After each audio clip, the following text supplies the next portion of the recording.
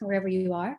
I'm so happy to be here. And yes, I want to actually share with you a slideshow that I made for today because I think giving a visual will really help kind of hone in on not only what I do, but how we can bring more healing into our spaces and how.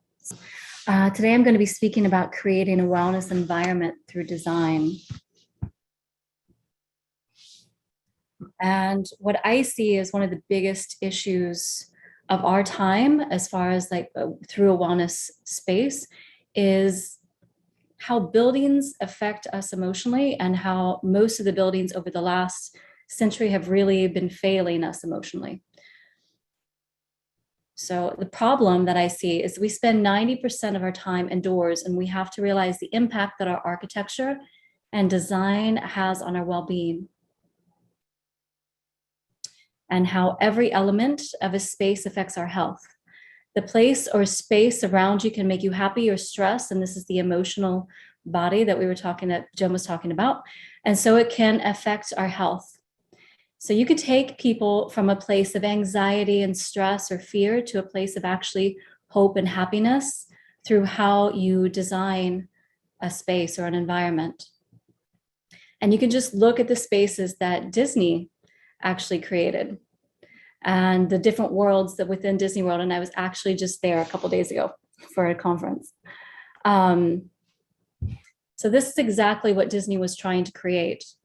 They created it in order to have a specific effect on people who visited Disney World. And this effect was to bring them to a place of hope and happiness. So you can create a wellness environment that does this, that actually promotes healing.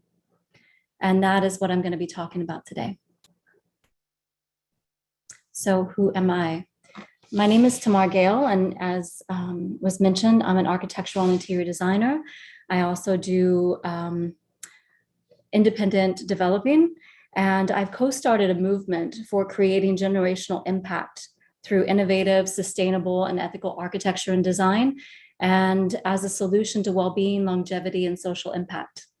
So you could say that a little bit of my history is, you could say that I'm an eclectic mystic meets world traveler, and I feel that my personality and perspective of the world has actually been broadened by my travels and my experiences of all the different cultures that I've had the pleasure of being around. So, and I grew up outside of a small town in the Midwest, and I was surrounded by around 75 acres of forest. And my favorite thing to do was to get lost in nature. And in my early 20s, I started traveling the world, and I've actually never stopped. And I've lived in places such as New Zealand, Miami, Hawaii, the French Alps, and short stays in different other countries. And I spent time studying under shamans from Australia and New Zealand, and Mexico, not New Zealand, it was Australia and Mexico. And I have to say that having experienced everything that I've experienced has shifted something within me. And I learned to live and breathe the earth, and noticing the slightest forms of life. And I actually have been able to see the effects of how we live, the effects on our bodies and our mentalities, and how we live in this world. So I have worked in the healing and holistic field for 21 years. I've also been working as a designer for 14. And I've led workshops and retreats in places like London, Paris, Miami, Costa Rica, the French Alps. And now I combine all of my knowledge together to create environments that are designed to heal the body, mind, and soul, connecting people back with nature and back to themselves. And this is why I'm here today to speak about creating a wellness environment through design. So maybe you've tried this before, but I actually want to take you through a little exercise. So go ahead and close your eyes. And think of a place that makes you feel calm. Envision it, really feel it, smell it.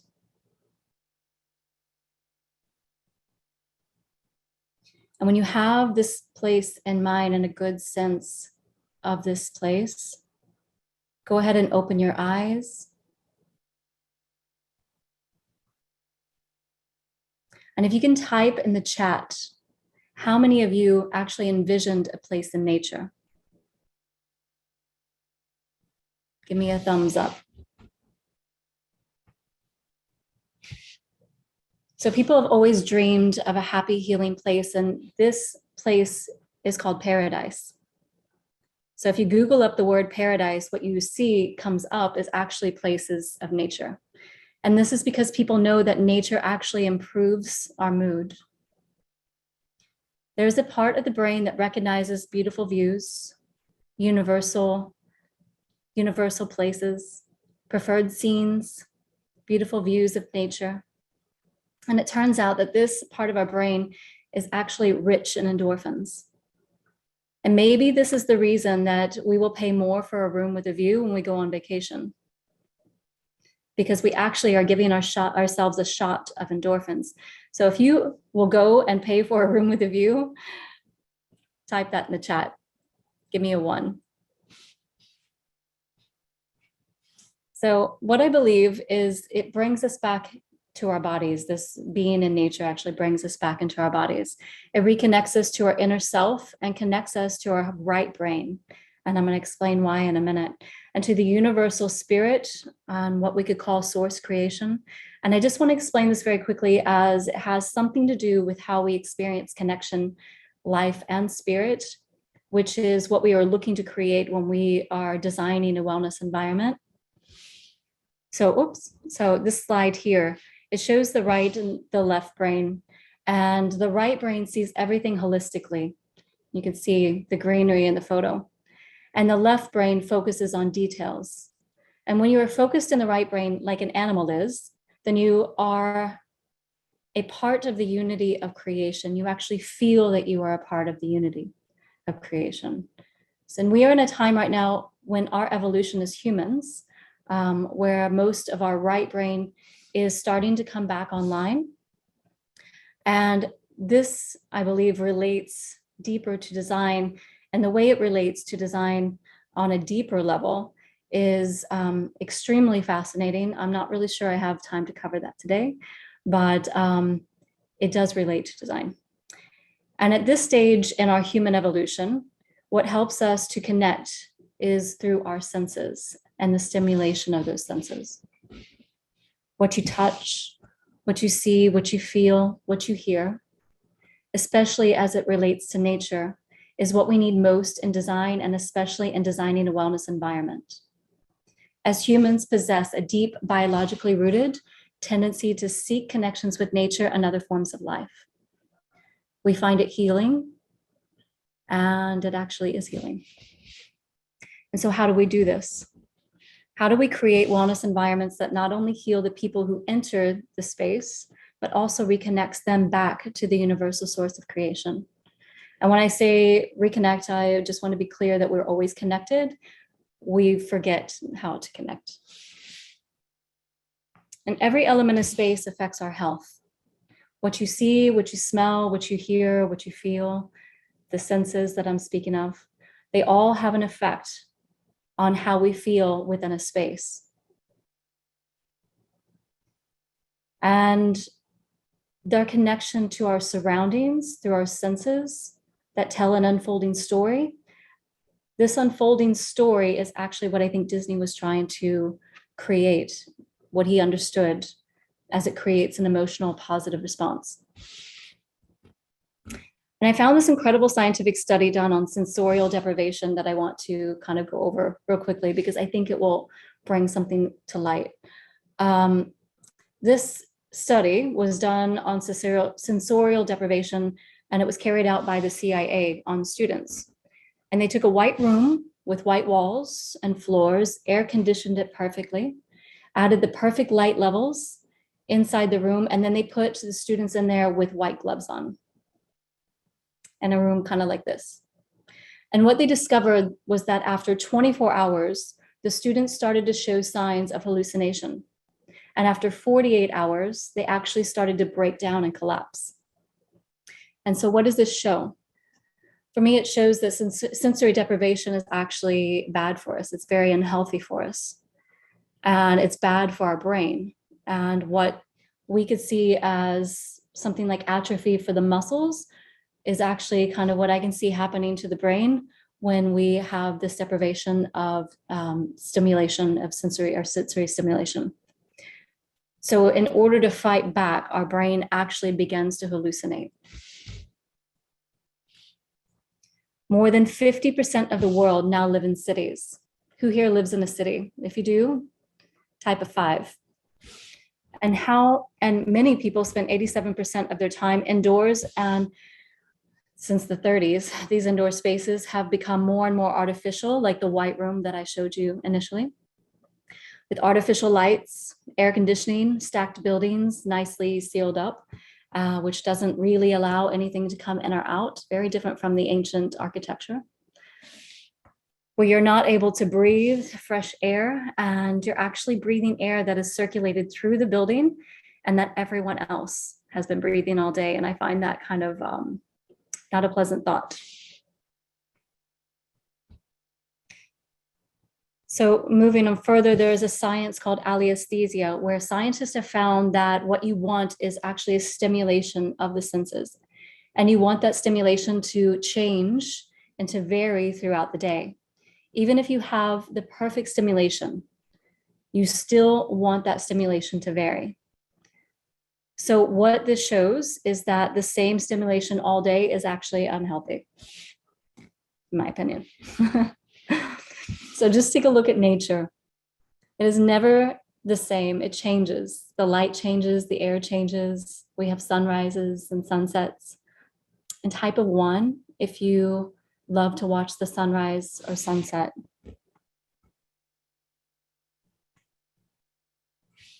An amazing thing about that is that the light in the evening, it helps your body produce melatonin in a very natural way. And this is the way that our bodies were made. This is the way we're made to live. But being on our computers and on our phones and in the offices and using blue light all the time actually has that opposite effect on us. And we find that a lot of people are having difficulty sleeping. And I know we have someone here that's speaking about sleep. So let's get to the solution. There's a style of design called biophilia. And biophilia is a hypothesis that suggests that humans possess a deep biologically rooted tendency to seek connections with nature and other forms of life. And this is popularized by E.O. Wilson. And the term biophilia actually means the love of life or living systems. So if we can think back to the exercise that I did with you earlier in nature, we can kind of get a feel for this and what that stimulation creates within our bodies. And when you walk into a forest and you connect with nature and you actually connect and feel the breeze, you feel and see the light as it changes around you, you hear the nature. This is the stimulation of the senses that I'm talking about. It actually does light up your brain and releases the endorphins that we need. And when we think of places that make us feel the best, we tend to think of nature. Nature has this incredible ability to make us feel better, but our cities don't really allow for that. So it's important for us to create these spaces, these environments, to create environments where we don't just survive, but we actually thrive and flourish. Environments that have the ability to improve heart rates and blood pressure levels, that make us feel happy and that make us feel good. So if there's anyone here that would like more of that in your life, give me a thumbs up. And I want to get into how we can do this then. We can mimic and invoke a feeling of nature, even through indirect connection, which can alleviate stress, with lots of natural light in the photo, a water feature, fresh air, materials that reflect the changing seasons, the variation of light and pattern and space and texture, which fills us with a sense of peace and tranquility when we are immersed in nature. We can actually bring this into our designs. The use of plants can create an immediate connection with nature. They immediately add life. And we can add plants into a space by creating a focal point to partition off spaces, to add layers and textures and contrast, highlighting distinctive features. We can add it in artwork. And there's so much more that we can do with plants in the space. We can invoke the feeling of nature through natural materials, colors, patterns, textures, and shapes, which can look like nature or have a feel of nature. With natural woods, fabrics, ceramics, bringing in biophilic and fractal qualities, as well as inherent warmness through the textures and the colors. Exaggerated and oversized details, which kind of bring in the welcoming feeling and a feeling of being hugged. And we're seeing that shapes through this are becoming sculptural and curvilinear brings in a feeling of softness instead of the hard edges. And we see a merging of the indoor and outdoor spaces. And in this merging actually is perfect for creating a wellness environment in any space. And I have to touch on labyrinths. Labyrinths, has anyone ever walked a labyrinth? If you have, let me know in the chat. And labyrinths are actually great for healing centers, healing spaces, because they help with brain injury and PTSD. And I want to be sure to add in intention.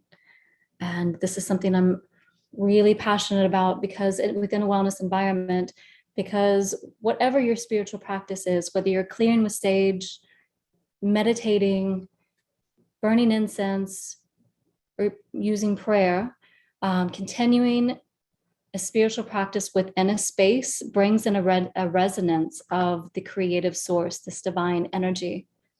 And this in itself is what brings in a higher harmonic of peacefulness, harmony, healing energy into any wellness environment.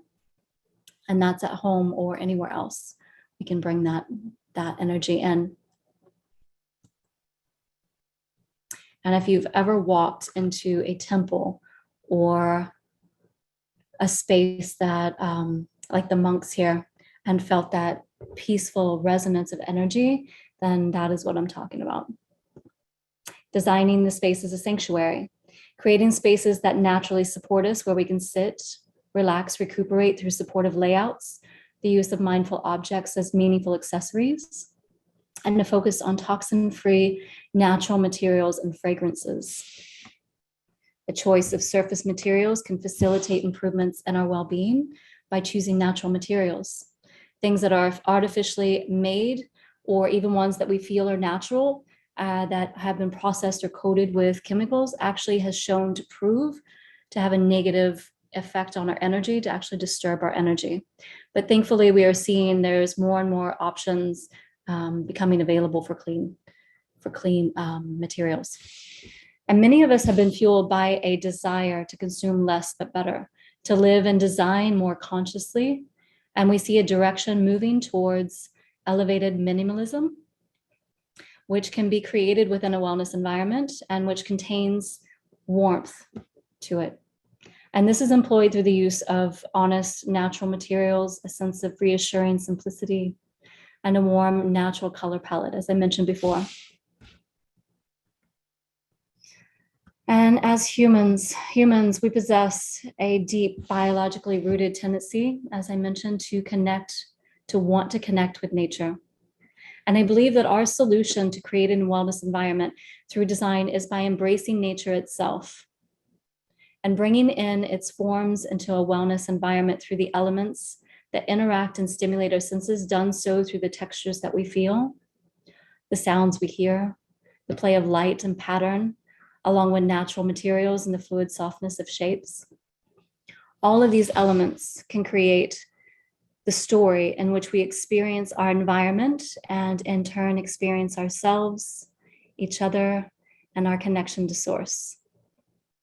So, how many of you through this session were put into a calmer state of mind and just feel into that And I'm going to open up for questions.